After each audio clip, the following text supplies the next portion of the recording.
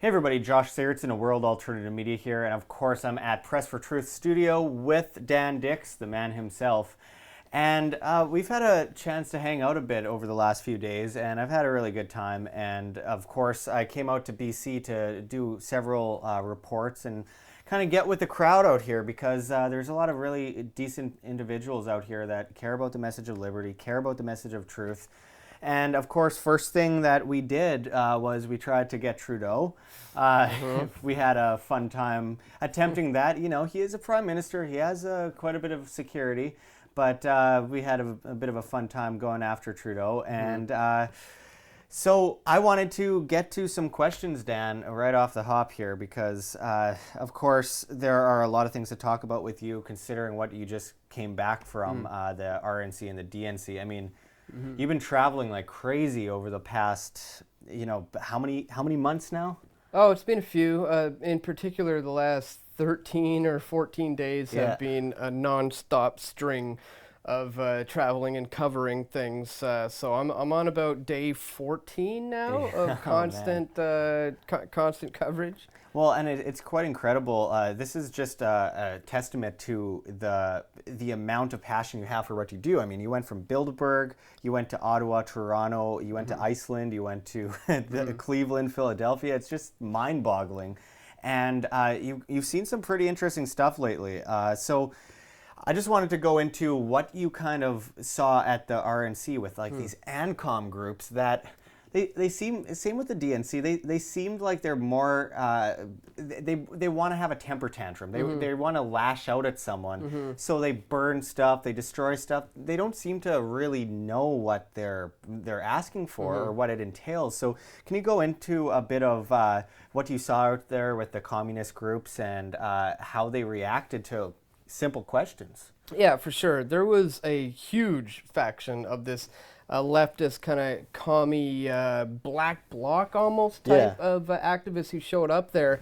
And we had a number of conversations with them because they would often be, chanting about how, capitalism is evil and down with capitalism. And there was one guy in particular, at this Black Lives Matter march who I was walking alongside of, and he was just trying to educate me as to how evil and bad capitalism is. So I just had to stop there and just explain to him, hey man, capitalism is not the problem. Let's talk about this a little bit. And it didn't take long, maybe 5-10 minutes, for the conversation to get so heated that this guy was mad at me for suggesting anything different than what his ideology was suggesting. And what I tried to point out to him was, look, what you're advocating for is stealing from others, essentially.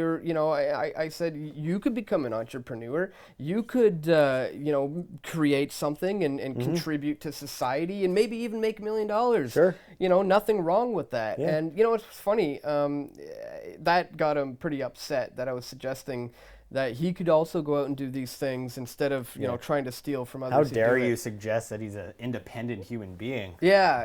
And then when it came down to it, he said, oh, what are you doing to contribute to society? And I asked him what he does, and he was on welfare and working at McDonald's. So there you go. Well, and I mean, I find it interesting that capitalism is evil. So basically, freedom is evil, but stealing from other people for the so-called greater good of the greater number, this collectivist ideology, is not evil.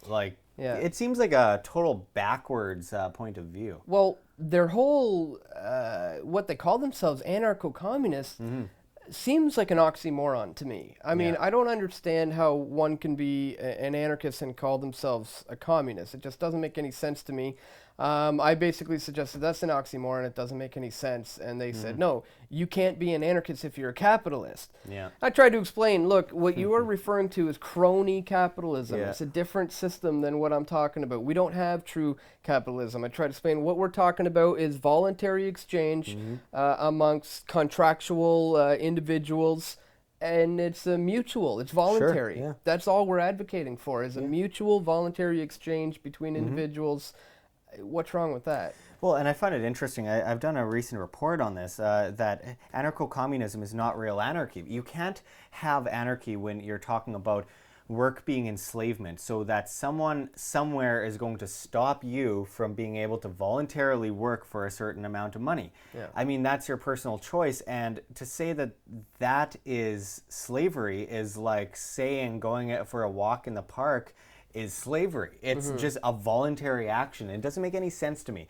And, you know, I also noticed that the guy that you're speaking to there, he was one of the guys actually that went after Alex Jones a bit there in that little scuffle. But he just emanates these kind of stereotypes of you stand there with a Cuban cigar, smoking a Cuban stogie or something, trying to portray an image. And I felt like he was more about an image than he was about a message, because his message was that you need to seize the means of production and basically sabotage people's free enterprise because he doesn't want to work. Yeah. Other people do, but no, they don't have any right to do that. He doesn't want to work, so no one else should. How is that anarchy? Meanwhile, the shoes he was wearing, the watch he was wearing, the very T-shirts he was wearing are all the result of the big bad evil capitalism that they were so vehemently against. So, like, did he buy something at the store that day? Did he exchange his money for anything, or does he just starve? Or you know, I'm sure he doesn't grow his own. I mean, Call of Duty takes up time, folks. You can't be playing video games all day and growing your own. Just saying. And really, it's sad, because the thing that I liked about what I saw is the fact that at least people are fed up with the status quo.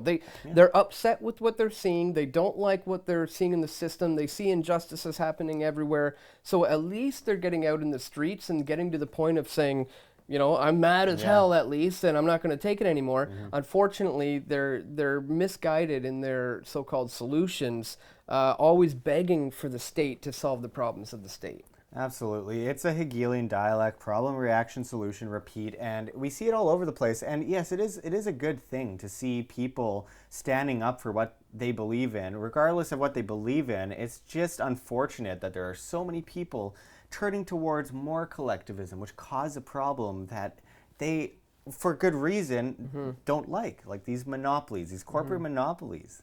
That came from the government. Yeah. Well, it's hard for people to understand this argument because, you know, can't we all just get along? Doesn't, you know, one love, everybody in the same big happy family sound good? You know, can't we all just be one with each other? It sounds good, but really it's dangerous. What I think we need to be moving towards is more this concept of 7 billion individual governments instead of one big huge government. You know, we need to work towards governing ourselves. So. Absolutely. And it's interesting because you mentioned this idea of unity. Collectivism isn't unity. I mean, collectivism is a forced collective of people under one ruler, while unity should be an individual thing. So people, you know, help their neighbor. That's a great thing. Charity is a great thing. But under the guns of the government, it seems like we're just going in circles here. We're never going to find an answer because we're just going to keep making the same mistakes. Yeah. And you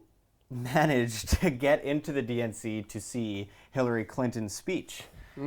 How did you do that? That came about by sheer determination, a little bit of experience, a little bit of luck, you know, a little bit of help from some of my friends, and just knowing the right place to be at the right time. I got a little bit of a tip from my friend Luke Radowski, who told me that apparently if you go to the Uber tent where some of these delegates were leaving to catch a ride, you could get to this area without press credentials. However, it was about a 2-mile walk from where the other gates were. So it was a long way to go to scope this out. I went all the way over there only to find out that was yesterday. Now it's a credentialed area. So I stood there and I kind of argued with the guard for about a half an hour, kind of just making things up, saying, you don't understand, I have deadlines, I have people to meet inside. And he's like, you know, trying to do everything I could to get in. And somebody saw me having this kind of argument with the guard, and he was done with his day. He'd finished. He had a pass. Some guy just walked right up to me and gave me a perimeter pass. Said, "Do you want mine?" And you know, I was, wow, thank you very much. Yeah. So that only guaranteed me access to the perimeter. I still had to go through multiple checkpoints, metal detectors, you know, lots of checkpoints to get towards the building. But from there, I only had a perimeter pass, so I had to basically walk around the building a number of times trying to get in at every exit where they refused me. They would scan it and say, oh no, this is for a perimeter pass. You're not even supposed to be here. And I would just play dumb and say, oh, I'm sorry, I'm supposed to meet my friend in the other area to get my proper pass. Kept walking around until I found a handicap entrance where they weren't checking anybody. And I just noticed there was people on wheelchairs being wheeled in, and nobody was checking them. And so I just scooped on in there. And same thing when I got on the inside of the bowl, I saw an opportunity to get into the main entrance where one guard just literally wasn't looking, and I just slipped in there, you know, got a photo of the inside of the bowl. But it was really just sheerly out of determination, knowing where to be at the right time. And a little bit of luck and just a little bit of perseverance. When you go and you present yourself in these places, you give it a try. Opportunities present themselves. You know, that guy wouldn't have just gave me that pass unless I walked the 2 miles and took the chance at seeing if maybe I could get in there. And I took the chance, and sure enough, somebody gave me a pass, and it all paid off. And this is all about hard work. I mean, people don't seem to realize how intensely difficult so many of these things are. Like, you just have to always be thinking. Your mind has to always be on, and you always have to be looking for that little gap to squeeze through. Absolutely. And I mean, you've turned out some incredible stuff. I mean, that stuff with Geraldo Rivera was hilarious, because you're like, those protesters were being ridiculous, and Geraldo is a ridiculous person at the same time, and you're like the only person being nice to him out of the people. You're just like asking him a simple question. You're like, well, why do you think these people? And his response is to get that camera out of his face. I mean, and if you look at the video, you'll see that there were probably 7 or 8 other people with cameras around him, but he decides to turn on you. And I just thought, when I saw that, it's like, that guy doesn't even deserve the time of day. Like, I don't even know how that guy's made it so long in news after that little Al Capone vault situation several years ago, if you can remember that. But no, it's all about thinking with your brain all the time, just always getting into those little gaps. And you managed to bring out you got interviews with incredible people. Yeah, I mean, Geraldo Rivera was one, you know, Ashley Judd, the actress, Chuck B from Public Enemy. I managed to talk to Tom Morello from Rage. There was other ones too, and it's not that we're scoping out these celebrities or anything or that, but, you know... they're there. They're there, and it's important to get the viewpoint, especially someone like Geraldo Rivera, who's done a lot of coverage on the Black Lives Matter protests, and, you know, he upset a lot of people with some of the things he said in regards to the Trayvon Martin case. So him showing up to a Black Lives Matter protest at the DNC, to me, is newsworthy of coverage. So those are the things that, as you said, you got to stay on top of your feet. You got to be in those positions at the time. And same with capturing a lot of the clashes with the police and the these kind of leftist commie groups later in the evenings when they'd start burning the American flag and kind of tussling with the police. It was all about trying to be at the right place at the right time and recognizing when these things are going to happen and being ready to either go live or film it in any way possible. Is just constantly scoping out these things, looking for the right people to interview, looking for the right place to be at the right time.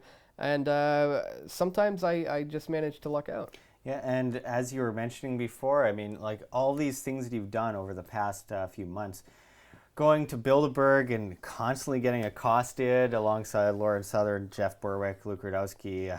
It take me all day to name everyone that hung out there and did incredible work. But I mean, as you mentioned, it's probably grown a few extra grays in your beard, and you know, after a while, it gets exhausting, which is what leads me to what I wanted to get into next is these people that I feel like there's a lot of people that just don't appreciate the amount of work that you do. and they will look for any little thing to kind of pick apart. So you work your ass off to go and, meet or go up to a politician, a Bilderberger, a banker, whatever. You go up to them and get this confrontation done, and it's just not good enough. Someone online will say, well, how did Dan Dix or Bill Hicks or whatever you want to say, how did he get up to this guy and interview him? And that brings me to my next issue is like, why don't more people just get up and go up to these people? Because that's really what it takes. That's a bottom line. You have to put your energy into it, go up to them, turn on a camera, ask a question. If you don't ask, you're never going to receive, And a lot of people, I used to get those accusations, especially after my film United We Fall. We interviewed Bilderberg members of the Trilateral Commission, members of the CFR. We got some really high-level insider kind of interviews, and a lot of viewers out there were like, how is he getting these interviews? He must be an insider. He must be connected, some sort of gatekeeper. How else on earth could he be getting these? It's persistence, it's determination, and it's just actually going to these people and asking them. They're just human beings themselves. They're not something overly special, really. They're not Ben Affleck or something. They're like most 99.999% of people don't know who they are, despite how powerful they are. And I'll tell you, most of the times what we do is like anybody else. A lot of people have an ego, and you can play into that ego. We would often butter them up a little bit. Say, I've read your book. I've been studying your works for years. I'm a big fan of what you're doing. Can we have an interview? And that's when you would kind of hit them up with the hard questions later. Once the cameras are already rolling, you kind of butter them up a little bit. And then you hit them with the hard questions. But no, certainly, I've gotten that a lot where people are saying, how could you possibly have done this? I think one of the funniest ones I've ever got, which ended up turning into a compliment really, is people would say, the production value alone goes to show you that these guys must be controlled shills. How else could it look so good?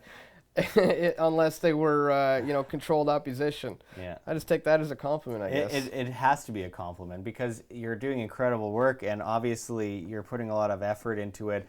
And when you work hard, that begets a good production. It looks good. You don't need to spend a whole bunch of money to be able to produce something good. I mean, most of it depends on the information you're providing. And if you build it, they will come where you will produce something great with great information. And then, there's people that like that. They'll send a donation your way and say, good job. Yep. And that's how most people in the independent media work. I mean, you're not a millionaire. I'm not a millionaire. None of these. It all comes down to just having passion for what we do, and there's very few of us out there. Well, what a lot of people take for granted or not even realize is that you, myself, others have slaved to the grind to get to the point of getting any kind of attention or anybody watching the videos. There was a period there, I would say between 2009 and 2011 or 12 or so, where I felt like I was really producing some really good stuff and just not getting the views that I felt it deserved. I thought, what, I'm putting a lot of work, a lot of effort, and I'm just not getting the views. But it's important to not let that discourage you. It's not about the views, and I always knew maybe I'm planting certain seeds out there that will sprout eventually. And sure enough, after a few years of continuing to just plug away and stay at it and remain consistent, eventually people started to take notice, and now we're getting more subscribers, more viewers by the day, and but there was years, almost a decade, of a lot of hard legwork before it turned into anything like it is now. Absolutely. It's almost depressing for a while where you're putting so much work into what you have a passion for, what you believe in, and you're looking at like 150 views, and you're like, what am I doing wrong? And then you get over this little hump, and I'm still I'm at early stages still. I'm just getting an average of maybe 1,000 views a video now, but I remember just last August I was still at maybe 250 views a video, and after a while, you just keep being consistent, you keep pushing something out, and it'll start to get up there, and you're going to start getting viewers because people will respect that you work hard, and it's not just something that you're doing in your free time and like, I'll throw some video up. Exactly. You care about it. So that leads me to finally, what's your message?